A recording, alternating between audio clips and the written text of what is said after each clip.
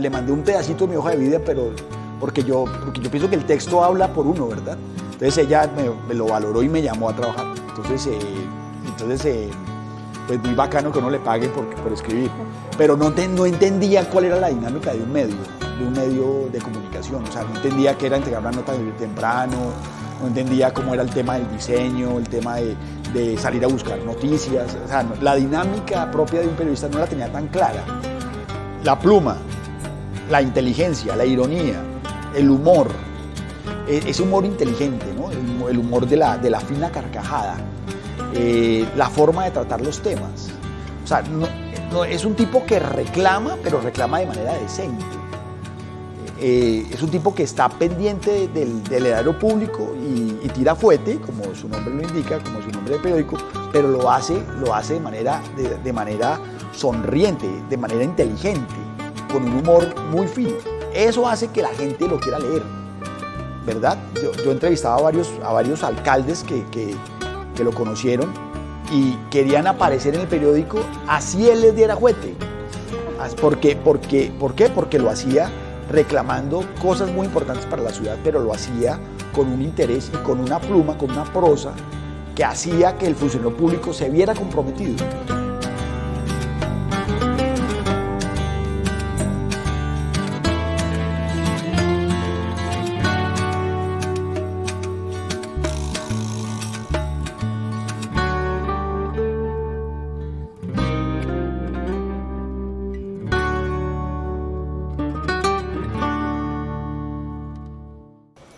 Hola a todos y todas, bienvenidos sean a un espacio de la Biblioteca Pública Ramón Correa Mejía, a este espacio que se llama La Cueva de las Letras.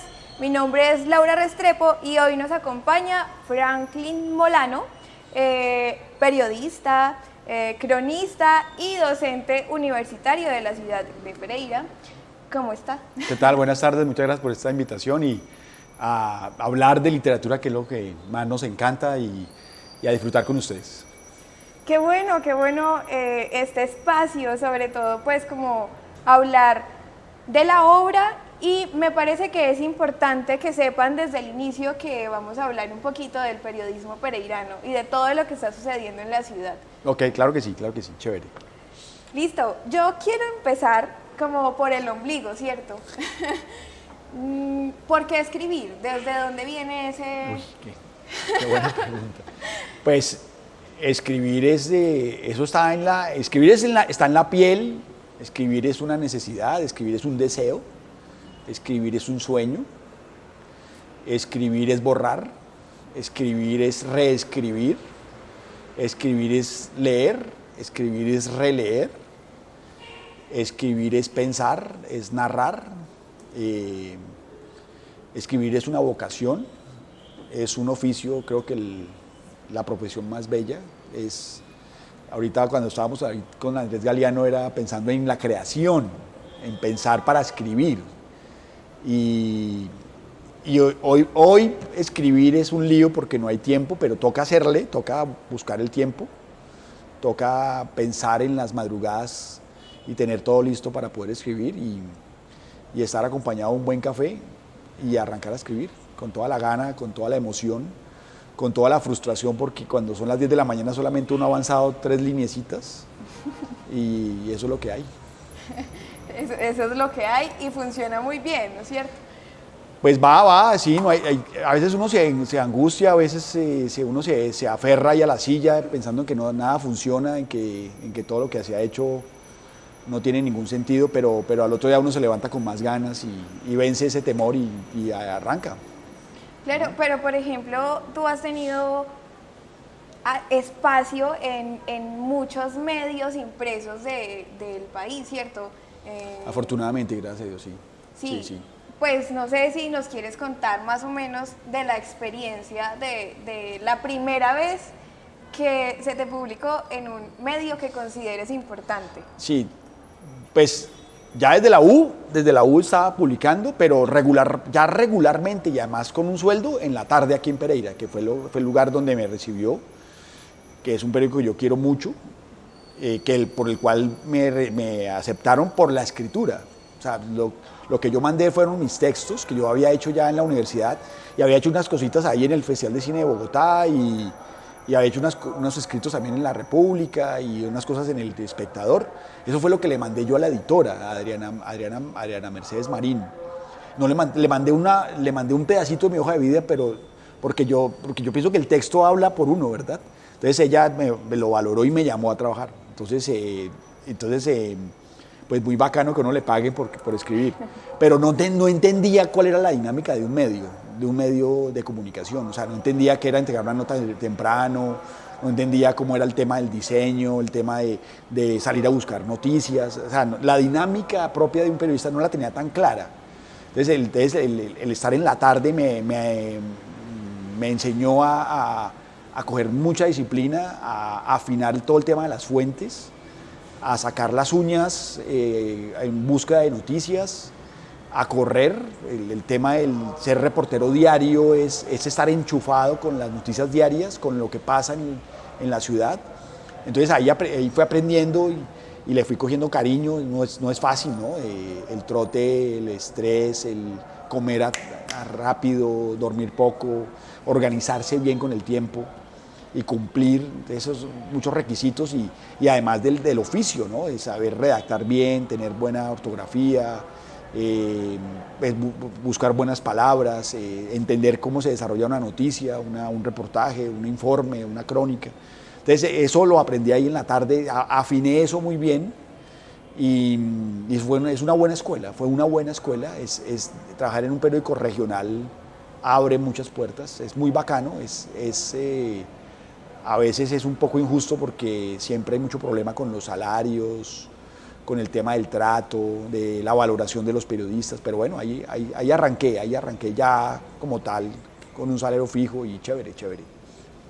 Qué bueno, y bueno, ahora que hablas de los gajes del oficio, ¿cierto? Como lo complicado que es el reportaje, el periodismo, ¿por qué esa línea? ¿Por qué escoger esa línea y no otra línea de la literatura? Pues, porque pues, el reportaje es un género sublime, es un género que abraza a los demás géneros porque exige la investigación dura y pura, pero además de la investigación dura y pura exige también una prosa muy bien elaborada, una búsqueda de fuentes, una búsqueda de documentos, todo el recurso de la memoria que implica un periodista.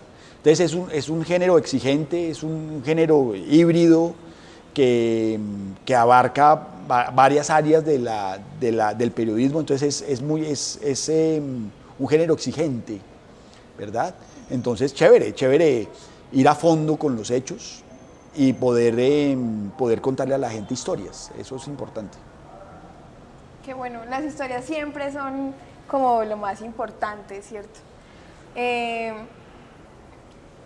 ¿Y cómo pasa de ahí o cómo es tu entrada a la radio? Porque es que la radio me parece, pues a mí en lo personal es la que más me gusta de todas las maneras que existen de contar historias. ¿Qué pasa? Véalo, está allá. Pues cuando yo estaba en la tarde, José Fernando pues ya siempre ha hecho radio y ha hecho televisión y tal, y me invitaba al programa que él tenía de cine. Él siempre ha tenido un programa de cine y tal, y hablábamos ahí. Y en RCN en Bogotá había hecho radio por la noche. Y no, me ha ido bien con la radio, me ha ido bien. Entonces, cuando estuvo en la dirección de la Remigio Oscar Ignacio Osorio, le propuse un programa de entrevistas sobre periodismo cultural, que es mi especialidad. Y él me apoyó y ahí arranqué ya en la Remigio, que además es una emisora, pues es una emisora de las pocas que hay en el país que promueve lo cultural. Entonces a mí me gusta mucho eso, entonces y pues la estructura de la emisora ofrece ese espacio. Entonces ahí apareció las voces de la cultura y ahí estoy, ha estado chévere y además me gusta escuchar jazz, entonces pongo blues, pongo algo de salsa, de timba, a veces pongo algo de rock, pero sobre todo también busco historias con los artistas, con los que promueven la cultura, con los gestores culturales, con los escritores, con los poetas. Entonces ha sido un espacio donde también es muy exigente y ha estado chévere porque es promover la cultura de la región, que es supremamente necesario. Ahora que toca el tema de la música, como yo quiero saber qué se siente, como que le cuente a los espectadores qué se siente ponerle música al otro desde la radio. Uy, qué bien. Pues, pues bueno, yo estudié algo de música en paralelo al periodismo, entonces me entiendo un poquito. Y me gusta algo que le genere armonía al oyente. No es fácil, ¿verdad? No es fácil. Pero me gusta como ese sonido que genera otra forma de vibración, otra que le dispare la mente, la imaginación a otro punto. Entonces, ese sonido del piano, ese sonido del saxo, ese sonido de la batería me llama la atención. Quizá esas voces de los 50, del blues, de ese jazz más orgánico, me interesa mucho, ¿verdad? Y pues obviamente los ritmos modernos, lo de Santa Olalla, por ejemplo, lo de la Fania All Stars también me llama mucho la atención. Entonces ahí hay unas cosas y hay unos movimientos del bossa nova que también son bien agradables. Y entonces la emisora cultural es el espacio ideal para eso. Entonces ahí hay un buen canal de comunicación. Qué chévere. Igual, es que, no sé, por ejemplo, el hecho de ponerle a un amigo o a un grupo de amigos, ponerle la música o escoger un tema para hablar o leer algo, siempre es como poner lo que yo sé o lo que yo soy a través de cosas externas, ¿cierto? Sí, no es fácil, ¿no? Y muy bien lo dice Truman Capote en Música para Camaleones. No es fácil y lo que trata uno es de pensar mucho en el oyente y tratar de que el oyente se encuentre con un espacio de regocijo, de un refugio, que el dial se convierta en un refugio. Entonces ahí uno trata de comunicarse con él y que él también, y que se genere esa relación, a pesar de que no nos conocemos, se genera esa relación de complicidad entre el oyente y el periodista. ¿Y cómo es más o menos, la población que escucha ese programa en la emisora? La Remigio Antonio tiene un segmento bien focalizado, que es como el eslogan de la emisora, que es pues el tema de la población que tiene quizá un oído un poco más afinado, producto de los 30 años que ha estado la emisora al aire. Entonces los programadores y el mismo espíritu de la emisora se ha preocupado por eso. Entonces uno tiene que entender ese compás, tiene que entender ese espíritu editorial y estar en esa onda. Entonces el público quiere una música bien seleccionada, quiere unos temas bien resueltos, no quiere nada atropellado. Quiere que se comenten de los temas, se dialogue alrededor de la literatura, de la música, de la poesía, de los aires andinos, del rock, de lo alternativo, pero que se haga con autoridad, con calidez, pero con autoridad, y entonces el público está bien resuelto. Por ejemplo, el tango lo tienen clarísimo en la emisora. Afortunadamente. Exactamente. Y quien está ahí al frente, pues lo tiene claro y no se puede tocar esa franja. Igual los otros temas tienen un público bien definidos, entonces ha sido muy llevadero y ha sido un espacio chévere donde el público se encuentra. Y además la cobertura de la emisora, entonces se escucha en todas partes y la gente la aprecia mucho, tanto en Pereira como... Quizá más afuera a veces hay como más recepción, pero aquí es la joya, ¿no? La joya de la corona es la Remigio. Sí, claro. Yo creo que siempre pasa eso, como, pues a mí me ha parecido que los proyectos siempre funcionan más afuera del territorio que uno está habitando. Sí, pues sí, uno sí. desearía que no, pero... No, pero eso está bien que pase. Porque chévere que cuando uno llega al lugar donde uno cree que no lo conocen, pasa lo contrario y le dicen a uno inclusive que si uno es de allá y cuando uno es de acá. Entonces pasa chévere. ¿Pero usted es de Pereira o no? No, yo soy de Bogotá, soy chapineruno puro. Vea usted. Bueno, queda la invitación abierta pues como a escuchar el programa que tiene Franklin en la emisora, escuchar la emisora en general y pues ya estando por esos lares, hablemos un poquito de lo que es el periodismo pereirano, ¿cierto? El periodismo local.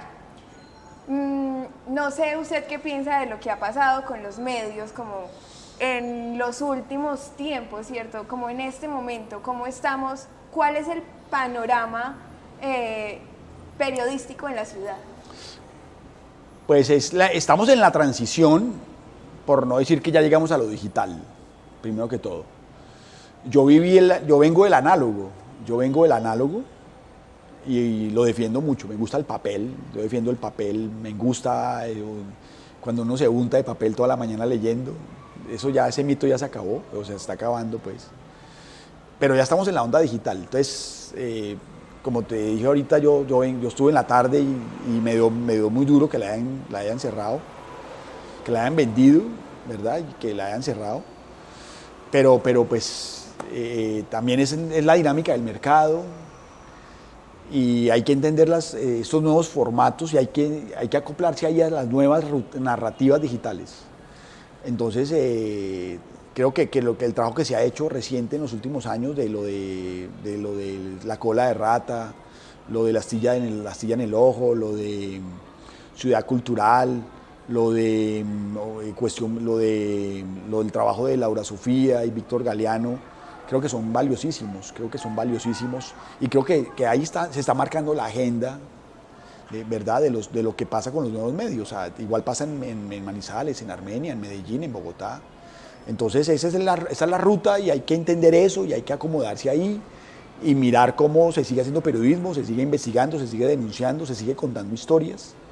Entonces hay que mirar, hay que fortalecer esos espacios y seguir escribiendo ahí, que es el nuevo lugar de los medios, de los nuevos públicos y de las nuevas formas de contar. Hablando de eso de nuevos públicos, ¿cierto? Me surge pues como la curiosidad de usted qué piensa sobre los jóvenes que están intentando escribir o están escribiendo, ¿cierto? ¿Cómo cree usted que es el ejercicio que están realizando? Si le parece valioso, si le parece que no se está haciendo el ejercicio, como pues, las nuevas gentes que están intentando hacer cosas en la ciudad. Pues siempre se intenta, primero que todo, ¿no? Siempre se intenta y eso está bien, que hayan intentos. Toca promover más la lectura, en este país se lee muy poco, casi nada. Y toca desde el aula de clases, desde los talleres, desde los padres, la universidad tiene que hacer un trabajo muy fuerte para tratar de elevar estos niveles tan bajos de lectura que hay en el país y de escritura. Y eso hace parte de todo, ese estado de inercia en el que vivimos, gravitando en una ignorancia muy alta. Y eso en buena parte se debe a que no se lee y no se escribe. Y también buena parte de nosotros está en la estrategia. Debemos buscar una mejor estrategia para atrapar lectores. Cazar lectores no es tan fácil. Entonces tenemos que buscar las mejores formas, hay que promover más el libro, la lectura de libros. Los libros no son caros, también ese es otro problema. Los libros son caros. Entonces también hay que buscar cómo uno accede al libro. Tratar de leer en papel, no es tan fácil tampoco. Pero no toca bajar la guardia, es un trabajo de largo aliento. Y toca estar ahí, no se puede bajar, no se puede uno descuidar ningún momento porque a uno le coge ventaja. Bueno, creo que es justo que hablemos sobre los temas en los que está trabajando actualmente, ¿cierto? Como desde la docencia o desde su trabajo como reportero, ¿cierto? Como, ¿qué está escribiendo o qué está pensando por estos días? Pues ahí está el trabajo de la universidad, ahí está el trabajo de los semilleros de investigación y estoy tratando de adelantar el trabajo personal, que nunca falta, que siempre tiene que estar ahí, que tiene que ver con relatos de la ciudad, de cómo la ciudad se ha transformado, cómo la piel de la ciudad ha cambiado. Entonces, es ordenando un material con personajes y con momentos de la ciudad que son claves y tratando de revisarlo y de complementarlo y de construir nuevas historias para ver si en algún momento ya le pongo punto final. Pero ahí estoy, como arrancamos la charla, un poco de paciencia, de tomar la fuerza para poder seguir escribiendo y el tiempo y estar ahí juicioso. Sí, igual lo importante es el persistir. Pues la disciplina, ¿no? Disciplina, entonces estar convencido de la escritura, juicioso, no perder el norte con los temas, estar con el olfato muy agudo y sobre todo pues que me guste que la historia esté fluyendo bien, que la historia sea coherente, que sea agradable, que sea sencilla pero contundente. Bueno, y ahorita ya que estamos hablando como sobre sus temas, ¿cierto? Podríamos pasar a la obra que estamos intentando presentar hoy. Ese es Can, para más señas, ¿cierto? Correcto. ¿Cómo en qué año comenzó a trabajar en este Pues este es producto de la maestría de literatura de la Universidad Tecnológica de Pereira. Y la maestría quería en su barrido que hace de temas, quería un tema periodístico. Entonces yo tenía ganas de hacer inicialmente algo sobre Luis Tejada, pero pues, o Luis Vidales, pero pues ya todo está muy investigado y pues encontrarle una arista nueva pues es un poco más difícil. Y yo ya había conocido algo de Can, del Fuete, y entonces mientras que uno está como navegando en los semestres y tal, y en la investigación, pues hay que decidirse por el tema y entonces finalmente me hice una inmersión con el producto, con el periódico El Fuete, y resultó ser todo un universo muy interesante sobre el periodismo de humor en este país, en Colombia, en los 50, en los 40, 50, 60, 70, que fue como todo el surgimiento y el momento más importante del periódico aquí en la ciudad y en el país.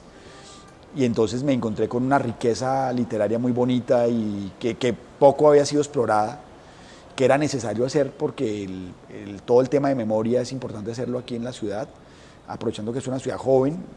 Entonces están los periódicos, están las fuentes, están los hijos, y ahí arranqué y creo que resultó un buen trabajo en reportaje, un buen trabajo investigativo. Listo. Voy a irme... bueno, hay que contextualizar a nuestros espectadores, ¿cierto? En que El Fuete es el periódico más antiguo de la ciudad, ¿cierto? No, el periódico más antiguo, no, pues puede ser El Bien Social, 1902, de Benjamín Tejada, que es el papá de Luis Tejada. Entonces, que hay que meterle el diente porque no poco se ha escrito sobre él. Es un periódico hermoso, tiene un eslogan muy bonito, ¿no? Piensen en la ciudad, que es un paraje, una comarca de 1902, y está El Bien Social con un eslogan que dice: no más tabernas, más escuelas. O sea, imagínense, si esta es la ciudad que tenía, pienso yo, 30.000 habitantes, 10.000 habitantes puede ser, ya el asunto de empinar el codo era como bien importante, y más beber y menos escuelas. Entonces claro, el periódico se preocupaba por eso. Y hay otros periódicos, la profusión de periódicos entre 1905 y 1960 es alta, ¿verdad? Hay una tesis de grado que lo toca muy bien, que es la de Mauricio Ramírez, donde aparece la obra de Lisímaco Salazar. Entonces, ahí hay unos periódicos bien importantes. Quizá el más público es el que está acá, que es El Diario, que está digitalizado, ya está digitalizado. Pero alrededor del Diario hay otros periódicos de la misma importancia. Igual en Manizales, que hay revistas, pues obviamente está La Patria, igual en Armenia. Hay una dedicación a la prensa muy importante que, como le digo, no ha sido muy explorada. Y en eso está El Fuete. Ahí está, por ejemplo, una revista muy bonita que es importante, que se llama la revista Variedades, que era pues una revista muy glamurosa, donde muchos escritores pusieron la pluma ahí, que también por ahí está, también por acá está en la biblioteca. Y como le digo, hay otros periódicos ahí también importantes que dan cuenta del crecimiento de la ciudad. Y en eso también está El Fuete, ¿no? Sí, listo. Bueno, para más detalles vamos a a leer un pedacito, ¿cierto? Un fragmento de esta obra. Y dice así. Otra fortaleza de El Fuete en manos de Kant fue su postura política y moral permanente, originada en las rencillas entre Pereira y Manizales, lo cual reflejó en textos como el de los 10 mandamientos cívicos, que Cardona Arcila escribiera de su puño y letra a comienzos de la década de los 60 y que reza así. 1. Amar a Pereira por sobre todas las cosas. 2. No hablar de los manizaleños en vano. 3. No dejar de asistir a las fiestas. 4. Mentar con gracia padre y madre. 5. No matar por política. 6. No fornicar innecesariamente fuera de casa. 7. No hurtar el erario público. 8. No mentir con el objeto de conseguir votos. 9. No codiciar los males ajenos. 10. No codiciar a los muchachos del prójimo. Postdata. 11. Votar por César. Y ahí está ese fragmento de este libro de Franklin. Pues también queda la invitación a que lean el reportaje, ¿cierto? Pues sí, en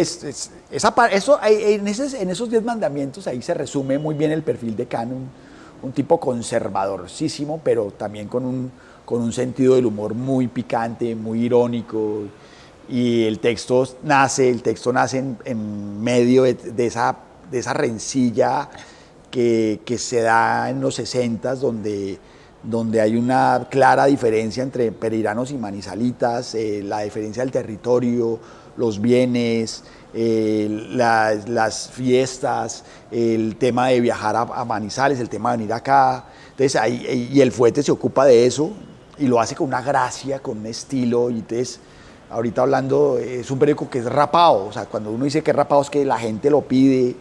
Y era por eso, porque es un periódico que da fuete con gracia. Y hacer eso durante 40 años no es nada fácil. Y Kant lo hizo con una pluma y con una elegancia y con una prosa que merece ser leída. Y me encontré googleando y buscando cosas sobre El Fuete, que ahora está digital. Está intentando hacer una digitalización. Ahí estaba Fabio, el hijo menor, que me ayudó mucho. Es una versión moderna, pero mi trabajo se concentra en El Fuete del 30 hasta el 60, que es el del Néstor Cardona Arcila, que es el que también se abre espacio en Medellín, en Cali, en Bogotá. El Fuete se consigue, uno va, por ejemplo, al Museo de Tola y Maruja, allá en la Soledad, en el Parkway, y hay una foto del Fuete. Beatriz González hace un recorrido por los periódicos de los 40 y de los 50 y reseña El Fuete, ¿verdad? Juan Lozano me cuenta, por ejemplo, que para hacer el famoso trompo del 28 de diciembre, ellos veían El Fuete. Y entonces es un referente y en ese orden el Fuete tiene un impacto nacional. En el colombiano los caricaturistas lo tenían, porque logró agrupar también a un grupo de caricaturistas en su momento muy importante. Entonces ese Fuete es el que más me gusta, y Fabio ha seguido ahí con él, pero me concentré en ese periódico que hizo el padre de él, el Néstor Cardona Arcila. Yo precisamente iba a preguntarle por qué contar a Kant. Pues si bien es El Fuete, ¿cierto? ¿Por qué hablar de Kant? ¿Qué hacía singular a este personaje? La pluma, la inteligencia, la ironía, el humor, ese humor inteligente, ¿no? El humor de la fina carcajada, la forma de tratar los temas.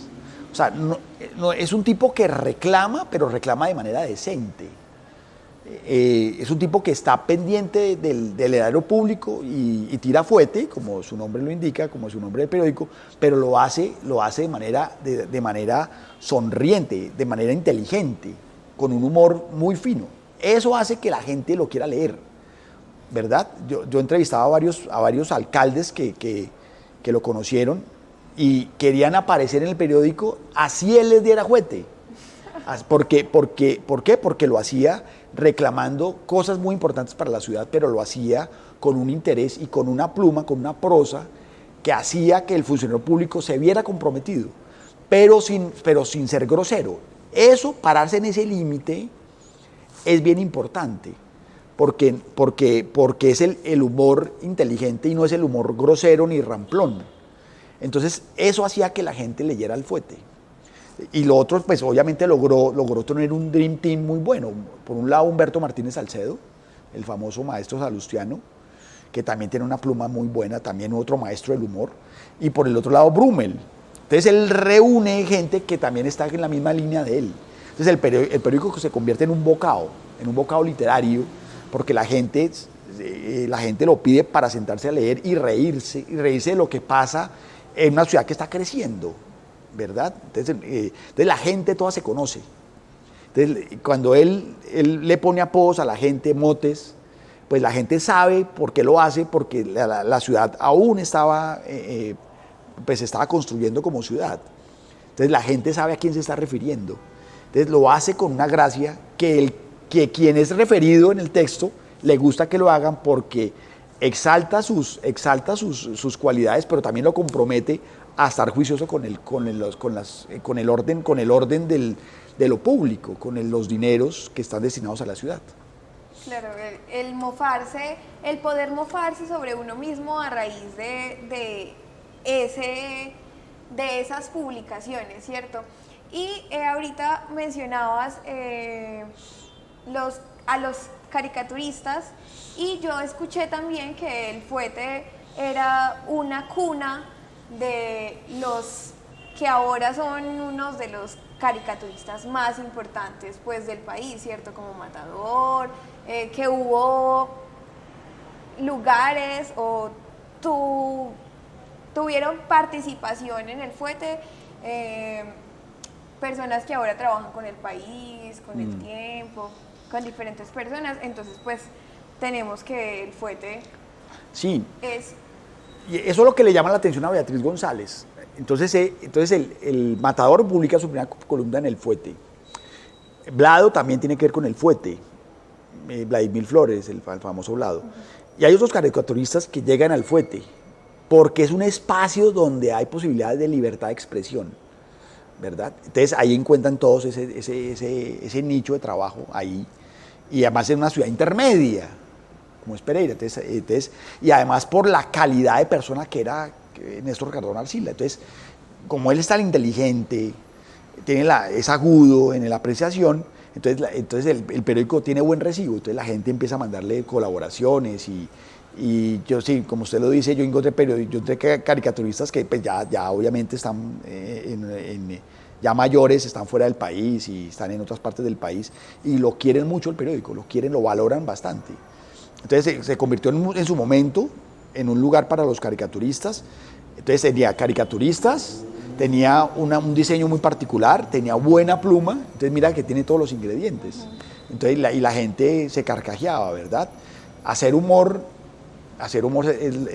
es el asunto más serio. Entonces a él le iba bien con eso, y le funcionó muy bien, 40 años haciendo el periódico. Bueno, yo creo que quedan muchas invitaciones abiertas, ¿cierto? Al programa en la emisora, a leer la obra y a buscar información e indagar sobre el periodismo pereirano y sobre El Fuete. Pues muy bien por este espacio, por mantener la lupa puesta sobre la literatura local. Tenemos que leernos más, tenemos que ser más, leernos con crítica, con amabilidad, con respeto sobre lo que se produce, seguir produciendo, seguir investigando sobre lo que está pasando, lo que ha pasado hace 50 años, 70 años, que todo está por construir. Y yo le agradezco a la Biblioteca Ramón Correa Mejía, a los muchachos que están aquí detrás de las cámaras, a Andrés Galeano, a ti, a José Fernando, a la niña que están allá, a todos estos muchachos, que no es un trabajo nada fácil, que muy bien, lo hacen muy bien, y adelante con el oficio y a seguir leyendo literatura pereirana, que es bien agradable. Sí, y último comentario sobre lo que decías hace rato. Señora. Pues como la premisa debería ser, para escribir mucho hay que leer mucho, ¿cierto? Entonces... Sí, uno lee mucho para producir poco, ¿no? Eso es lo que pasa. Pero es el intento. Claro, no hay que morir en el intento. Hay que morir en el intento. Exactamente. Bueno, muchas gracias a todos y todas otra vez por acompañarnos en este espacio, y queda la invitación, otra vez, más invitaciones a que sigan viendo estos programas y a que apoyen la literatura local. Gracias.